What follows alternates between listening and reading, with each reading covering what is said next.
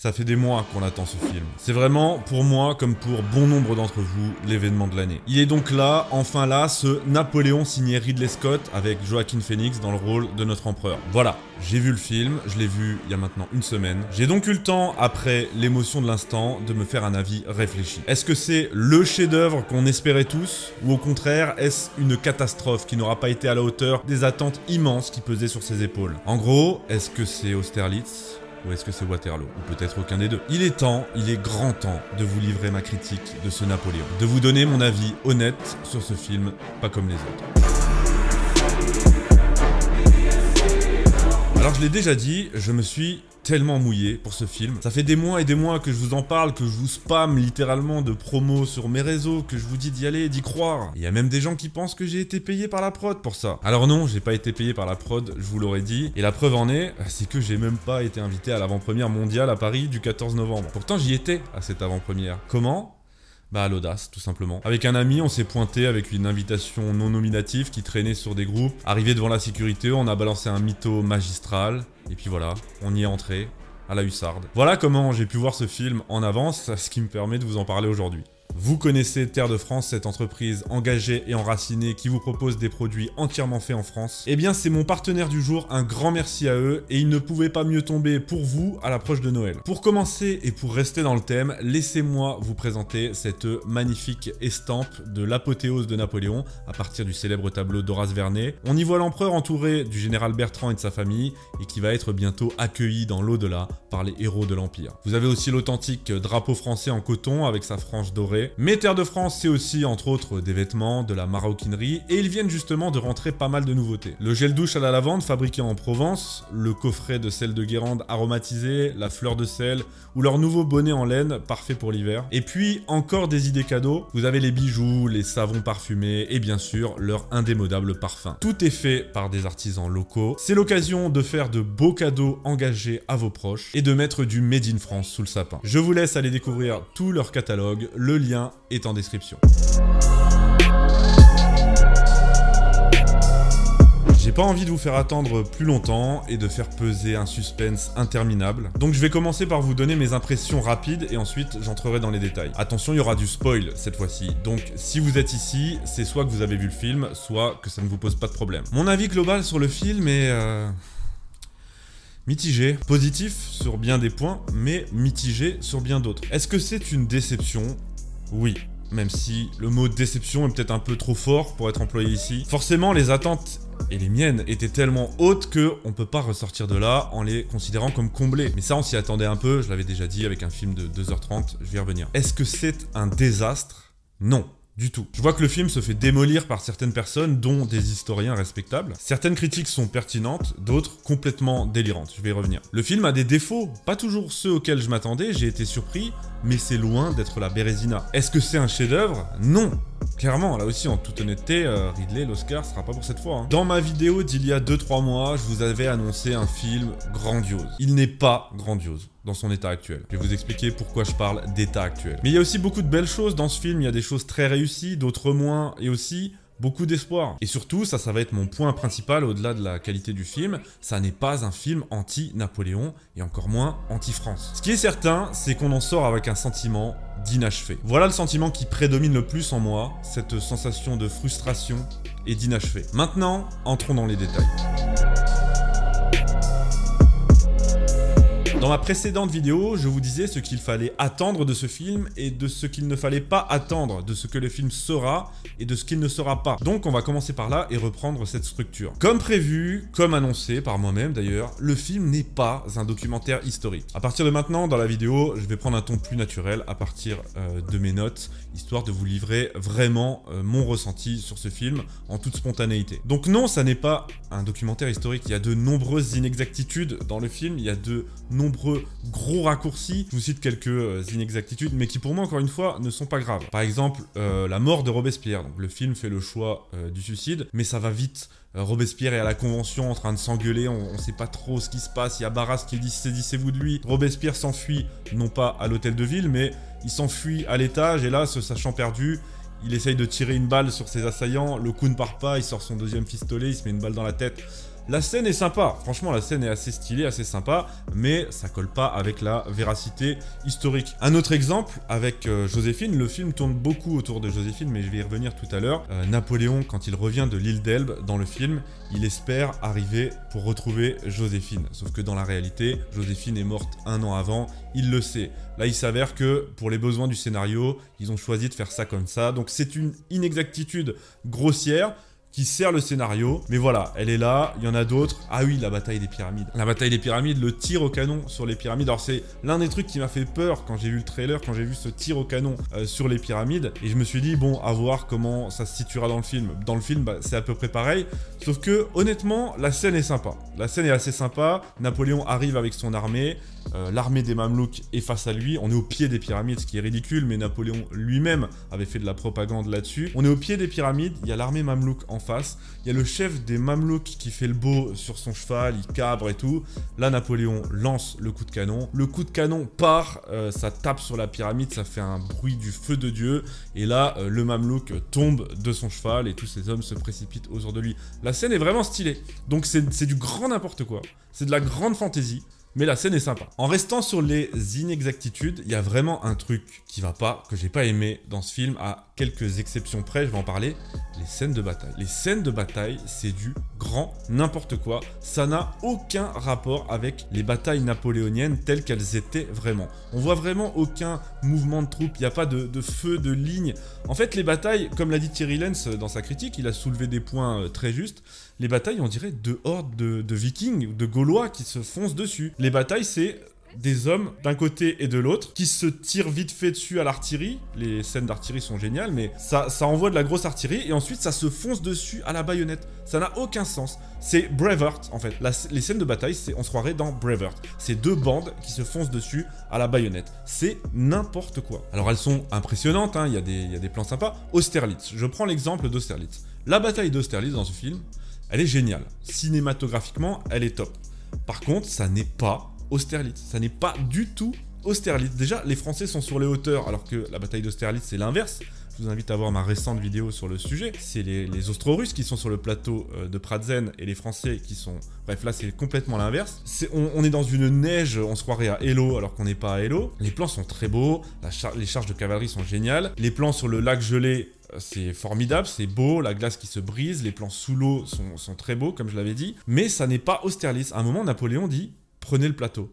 Et là, les Français se précipitent comme une horde, encore une fois, il n'y a vraiment aucune subtilité, c'est vraiment ça fonce. Les Français prennent une sorte de campement qui se situe au milieu d'une vallée, en fait.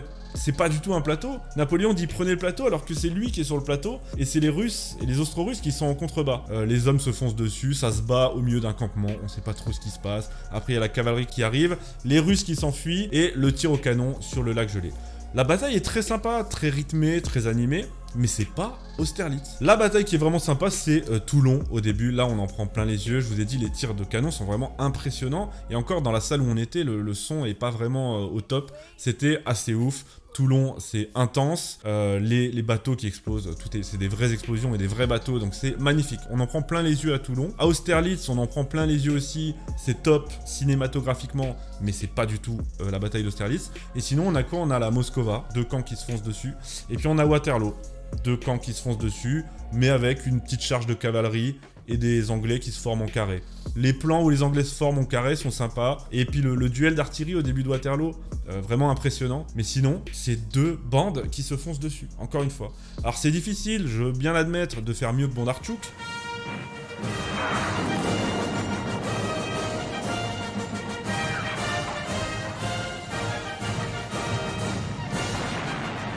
Mais sur ce plan, sur le plan des batailles, la série avec Clavier faisait mieux. Dans la série avec Clavier, on comprenait mieux ce qui se passait, on voyait mieux les mouvements de troupes, les lignes qui avancent, les différents régiments. Là, rien du tout. On dirait que l'armée en elle-même est un régiment. Les tirailleurs, l'infanterie de ligne, la cavalerie, tout le monde est ensemble, tout le monde fonce ensemble.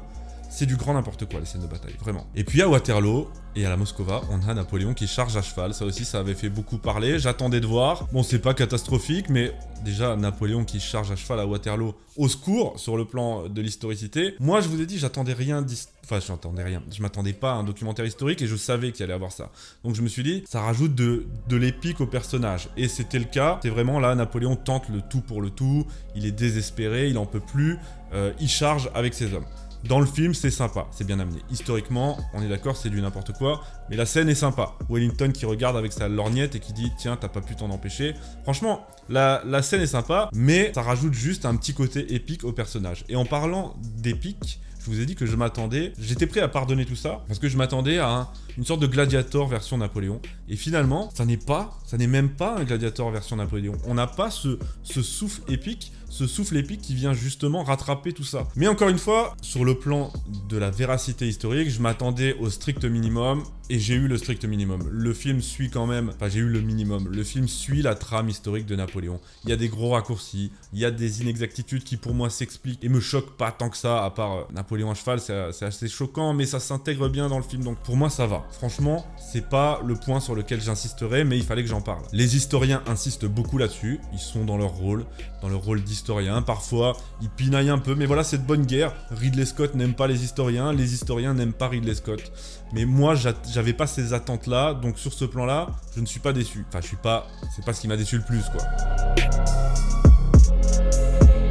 Rentrons dans vraiment le cœur du problème avec ce film, c'est sa durée. Ça, c'était ma principale crainte, je vous en avais parlé dans ma dernière vidéo. Ma principale crainte, c'était que 2h30, 2h37, ce soit trop court pour raconter Napoléon. Et je pense qu'on est tous d'accord là-dessus, et on avait tous des craintes là-dessus. La durée du film ne permet pas de se saisir vraiment de Napoléon, de brosser son histoire, son personnage, son caractère, sa personnalité, de développer des personnages secondaires. Il n'y en a pas dans le film. Il n'y a que Napoléon et Joséphine. Il y a Talleyrand, vite fait aussi, mais il n'y a pas de personnages secondaires dans ce film. Le film n'a pas pris le temps, et justement, voilà, le problème, c'est sa durée et son montage. C'est 2h30 d'enchaînement de scènes. D'enchaînement de tableaux, une succession de tableaux, et une succession de tableaux assez expédiés. On survole le coup d'état, on survole le sacre, on survole les batailles, on survole les enjeux, on n'a pas le temps. On n'a pas le temps de saisir les enjeux, on n'a pas le temps de saisir ce qui meut Napoléon. On passe du 18 Brumaire au sacre en un claquement de doigts, on passe de la bataille d'Austerlitz à Tilsit, au traité de paix de Tilsit avec le tsar. Je comprends qu'on n'ait pas le temps je comprends totalement qu'on n'ait pas le temps en 2h30, mais quand on connaît l'histoire de Napoléon et qu'on voit qu'on passe du 18 Brumaire au sacre, ben on n'a pas le temps de comprendre qu'est-ce qui pousse Napoléon à faire un coup d'état déjà, et qu'est-ce qui pousse Napoléon ensuite à se sacrer empereur. On ne le sait pas. On passe de Moscou et de la retraite de Russie à l'abdication de Napoléon. Voilà, ça va trop vite. On n'a pas le temps de comprendre réellement ce qui se passe, on n'a pas le temps de saisir les enjeux, et c'est pour ça que moi, et je vous en parlerai à la fin de cette vidéo, j'attends beaucoup de la version longue, de la Director's Cut. Napoléon et Joséphine, c'était l'une de mes principales craintes, et étrangement, c'est l'un des trucs qui tient le mieux le film. C'est le truc qui structure le film. La relation entre Napoléon et Joséphine est très exploitée, parfois un peu trop, elle explique parfois un peu trop de choses, mais honnêtement, ça m'a surpris. Au final, c'est la seule chose qui maintient le film. Toutes ces scènes, cet enchaînement, cette succession de tableaux, la relation entre Napoléon et Joséphine, c'est la seule chose qui maintient tout ça dans un tout cohérent. En elle-même, je l'ai trouvée assez bien amenée, assez équilibrée, j'avais peur, hein. Elle est un peu trop poussée parfois, mais honnêtement, je trouve que ça va. Je m'attendais à une caricature, finalement. Honnêtement, c'est pas le cas, mais tout tourne un peu autour de ça. C'est l'angle qu'a choisi Ridley Scott. Encore une fois, je m'attendais à ce que ce soit catastrophique. Je m'attendais à ce que cet angle soit un peu plus dilué, c'est pas le cas.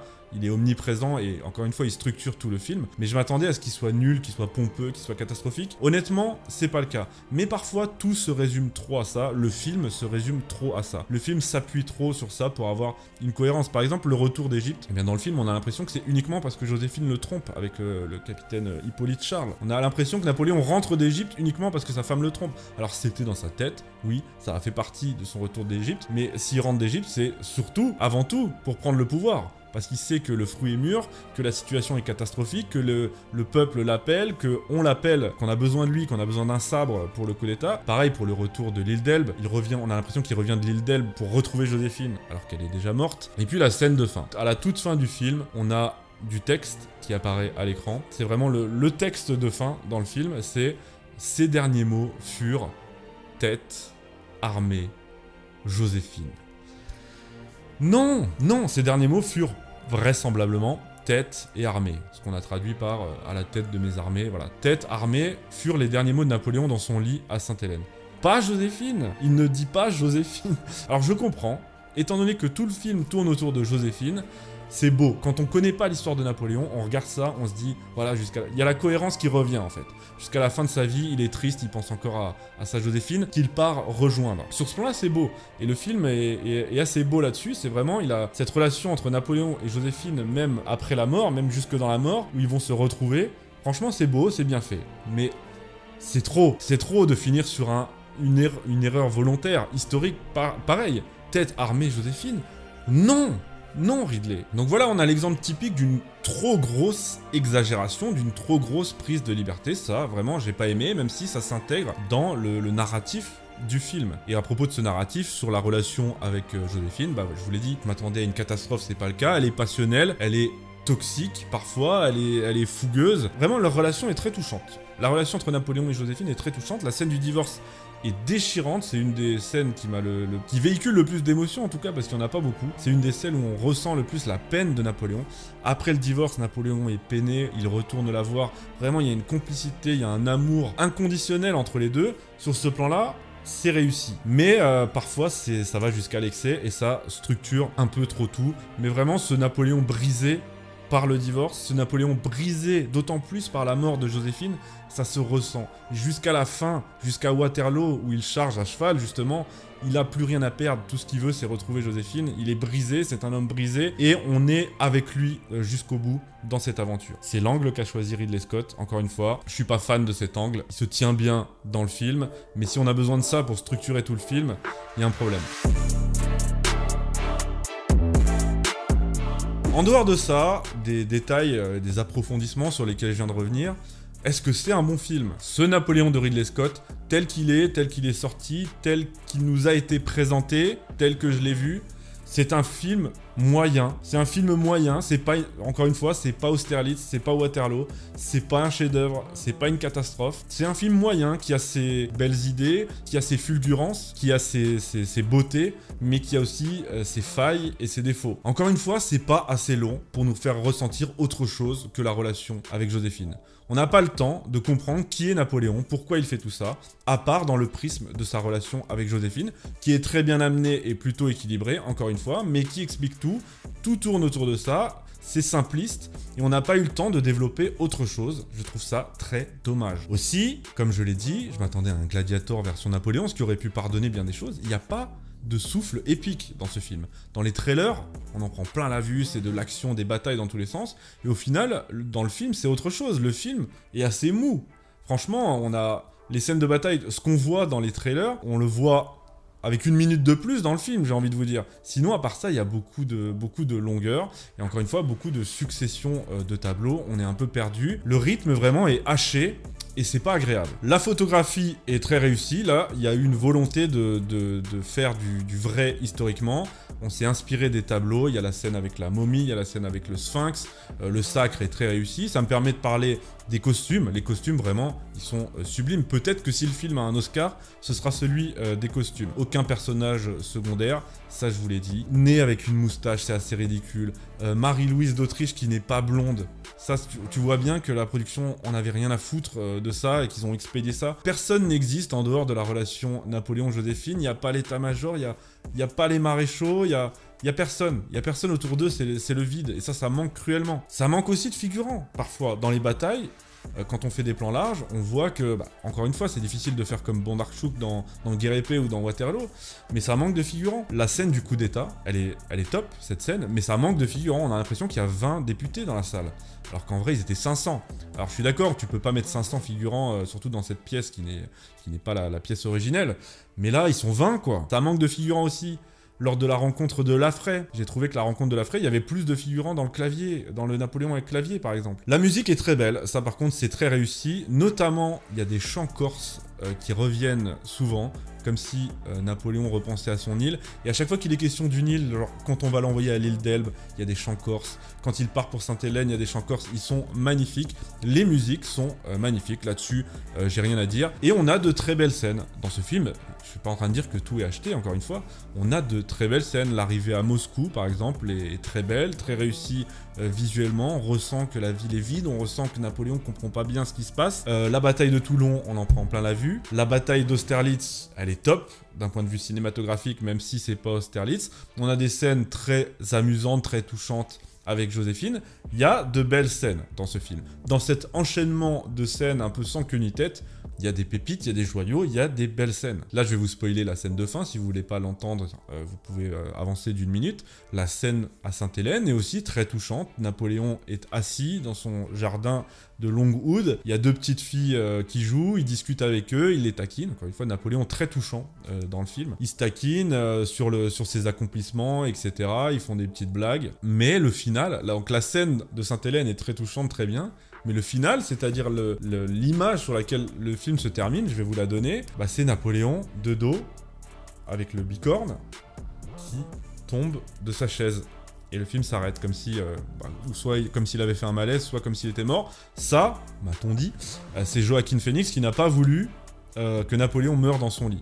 Et sur ce plan-là, il a été vachement respectueux, je trouve, même si c'est pas un irrespect de faire mourir Napoléon dans son lit, mais Joaquin Phoenix ne voulait pas que ce héros soit montré sur son lit de mort. Mais de là à choisir ce plan final, là, avec Napoléon qui tombe vraiment comme un balai, quoi. Il tombe comme un balai quand on ouvre une armoire.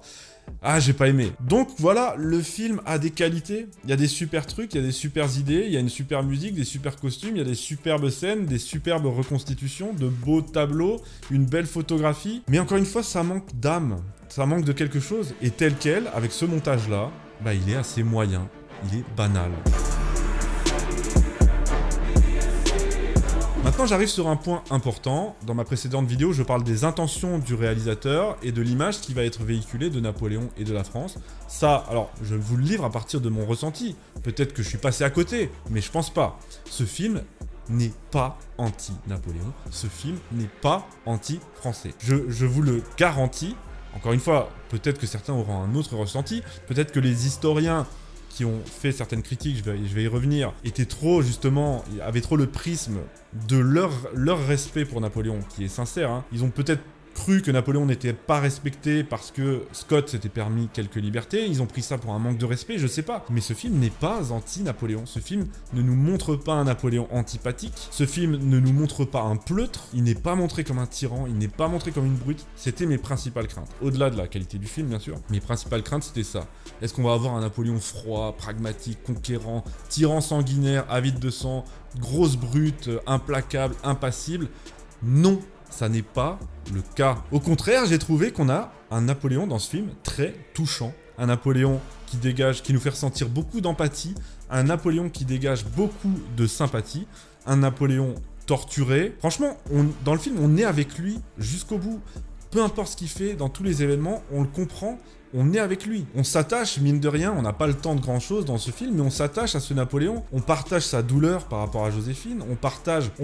Dans le film, on voit Napoléon offrir la paix à l'Europe, insister pour avoir la paix, offrir la paix à l'Angleterre. On voit les Anglais, justement, eux, implacables, refuser la paix. On voit le tsar le trahir. On voit Napoléon proposer la paix. Ça, je m'y attendais même pas. Franchement, je ne m'attendais même pas à ça, tellement c'est un sujet que très peu maîtrisent, et encore plus pour un Anglais. Dans ce film, Napoléon court après la paix. Et c'est fondamental, putain. J'ai fait une vidéo entière là-dessus, mais c'est incroyable de voir un Napoléon qui court après la paix, et qui, à défaut d'avoir la paix, est obligé de recourir à la guerre, et de gagner. Vous allez me dire que ça, c'est une image négative. Ça, c'est une image de tyran sanguinaire. Quand il s'avance vers Moscou, il n'en revient pas que le tsar ne lui demande pas la paix, ne veuille pas parler avec lui, ne veuille pas négocier. Quand il arrive à Moscou, la scène est encore une fois très belle, le calme plat, il n'y a plus personne. Quand Moscou prend feu, il n'en revient pas. Il se refuse à croire que c'est les Russes, que ce sont les Russes qui ont fait ça. Il faut que un membre de son état-major, je me souviens plus qui, lui dise « Sire, ce sont eux ». Et Napoléon dit « Non, c'est pas possible ». Et il lui répète « Sire, ce sont eux ». Et quand il signe l'abdication, la première abdication, il y a une scène entière où Napoléon dit si je ne signe pas, ça va être la guerre civile, j'ai pas envie que la France court à sa perte à cause de moi, j'ai pas envie de faire couler le sang sur la France, que les coalisés saccagent tout, je me sacrifie, j'abdique, je signe la paix. Même ça, je m'y attendais pas non plus. Ça, c'est une image négative. Ça, c'est l'image d'un Napoléon tyran sanguinaire. Faut arrêter de délirer. Comme je l'ai dit, c'est au contraire, c'est les autres souverains qui sont souvent montrés comme des faibles, des lâches. Louis XVIII. Louis XVIII, dans ce film, je vous laisse le découvrir. Mais Louis XVIII, ça dit beaucoup de choses sur le personnage de Louis XVIII dans ce film. Mais c'est les autres qui sont soit faibles, soit dépassés face aux victoires de Napoléon, qui savent pas trop comment l'appréhender, ou qui sont des salauds sans honneur, comme le tsar. Dans le film, le tsar est un salaud sans honneur, un ambitieux qui tient pas ses promesses. C'est pas Napoléon. Wellington, dans le film, est respecté et respectable. Mais ça, bon, c'est le film d'un Britannique déjà, mais en plus, Wellington était quelqu'un de respectable. Donc voilà, il n'y a pas de problème avec le fait que Wellington soit montré comme respectable dans ce film. Mais même, en parlant de Wellington, à Waterloo, ça non plus, je m'y attendais pas. À Waterloo, il est bien montré que les Anglais sont un peu en galère face à Napoléon, que même affaibli, même quand il charge, il en peut plus, il joue le tout pour le tout, il charge avec ses soldats, même après que les carrés anglais aient repoussé la cavalerie, les Anglais sont dans la merde. Et on attend, pendant toute la bataille, on attend sur les Prussiens. Il y a des messagers, ces scènes sont sympas aussi, les scènes des messagers. Il y a une sorte de duel entre les messagers français et anglais. C'est assez sympa. Les messagers viennent dire « Blücher est à 20 lieues ». Blücher est à 15 lieues. Blücher est à 10 lieues. Napoléon est au courant que Blücher arrive dès le début de la bataille. Alors ça, encore une fois, historiquement, n'importe quoi. Ça aurait pu être sympa de voir Napoléon croire que c'est Grouchy qui vient, et en fait c'est Blücher, mais non. Et quand les Prussiens arrivent, il y a un messager qui vient dire à Wellington, qui est un peu au bout de sa vie, qui vient de lui dire « Sire, non pas Sire, Général, les Prussiens sont là », et là Wellington dit « Thanks God ». Wellington est soulagé, Dieu merci, les Prussiens sont là. On voit que c'est les Prussiens qui remportent la bataille, enfin qui font remporter la bataille aux Anglais. Donc même ça, je m'y attendais pas. Je m'attendais pas à autant d'honnêteté. Je m'attendais pas à autant d'honnêteté sur Waterloo, d'honnêteté sur Napoléon qui court après la paix, d'honnêteté sur le tsar qui est un lâche qui tient pas ses promesses et un salaud, d'honnêteté sur Napoléon qui abdique à Fontainebleau. Donc, je le martèle, ça n'est pas un film anti-Napoléon, ni un film anti-français. Il n'est pas montré sous un air ridicule, sous un air pleutre. Il n'est pas montré comme un tyran. Là, je m'adresse à la critique que j'ai lue de Patrice Guéniffé, qui est un immense historien de Napoléon. J'adore ses livres, je le respecte énormément, mais sa critique que je vous affiche là, c'est du délire, c'est délirant. Alors, je pense que les historiens ont une dent contre Ridley Scott, ce que je comprends parce que Scott leur rend bien, mais de là à dire que c'est un film contre Napoléon et un film anti-français, c'est du délire. Ça n'est pas le cas le moins du monde. Regardez le film, voyez par vous-même. Napoléon a peut-être été simplifié par le jeu de Joaquin Phoenix d'ailleurs. Parlons de ça, le jeu de Joaquin Phoenix. Est-ce que Joaquin Phoenix est un bon Napoléon? Je m'attendais à ce qu'il soit un meilleur Napoléon, pour ne rien vous cacher. Il n'est pas incroyable, mais pour moi, en fait, il a tellement un immense talent d'acteur que je m'attendais à ce qu'il restitue toutes les facettes du caractère, de la personnalité de Napoléon. Très difficile exercice, hein. Et au final, j'ai trouvé qu'on n'avait que deux facettes. On a le Napoléon froid, pragmatique, homme d'État, conquérant, chef militaire. On a ce Napoléon-là, le Napoléon ambitieux, voilà. Et le deuxième Napoléon, c'est le Napoléon touchant et le Napoléon drôle. Napoléon est drôle dans ce film, et il l'était dans la réalité. Phoenix l'a dit dans une interview, ça l'a surpris de découvrir à quel point Napoléon pouvait être drôle. Dans ce film, Napoléon est touchant et drôle. Il y a plein de scènes très amusantes. Il y a une scène très drôle où Napoléon propose la paix à l'Angleterre, justement. Les Anglais qui sont montrés de manière assez caricaturale, qui refusent de manière hautaine.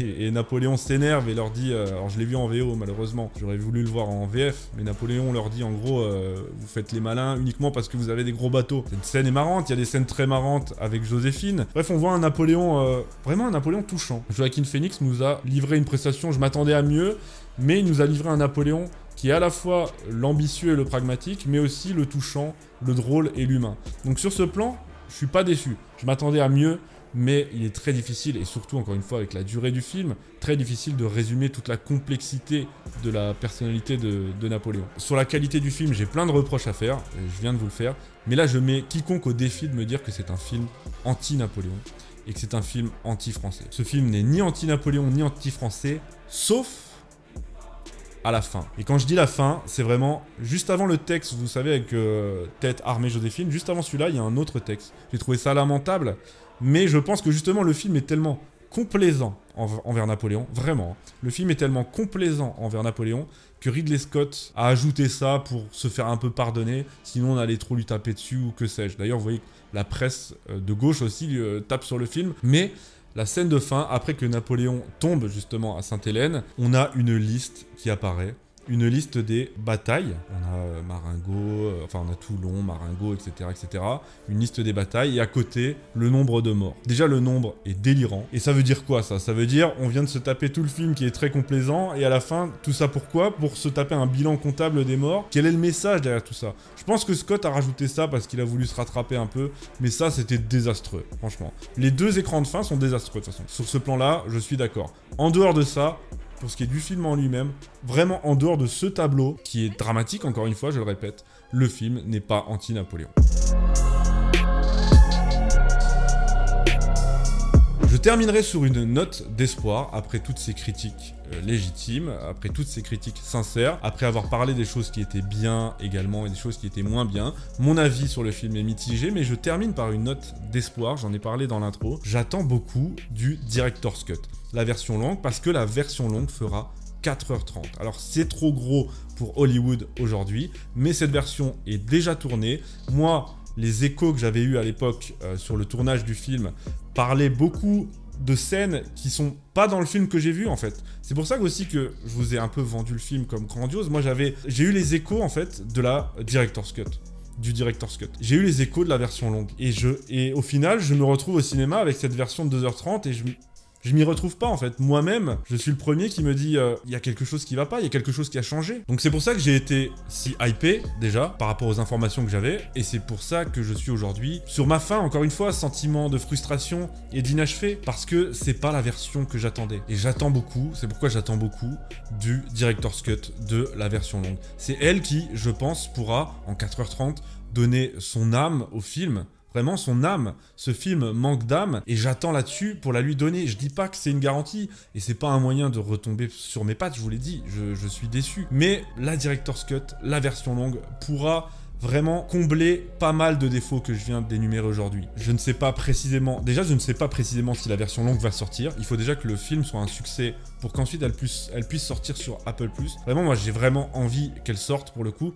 Parce que j'ai envie que ce sentiment de frustration soit compensé, j'ai envie de voir ce que ça aurait pu donner dans un péplum plus ambitieux, plus grandiose. Donc je ne sais pas déjà si elle va sortir, et je ne sais pas non plus qui va être conservé dans cette version longue. Je sais ce qui a été tourné. Je sais que Marengo a été tourné. La campagne d'Italie a été tournée.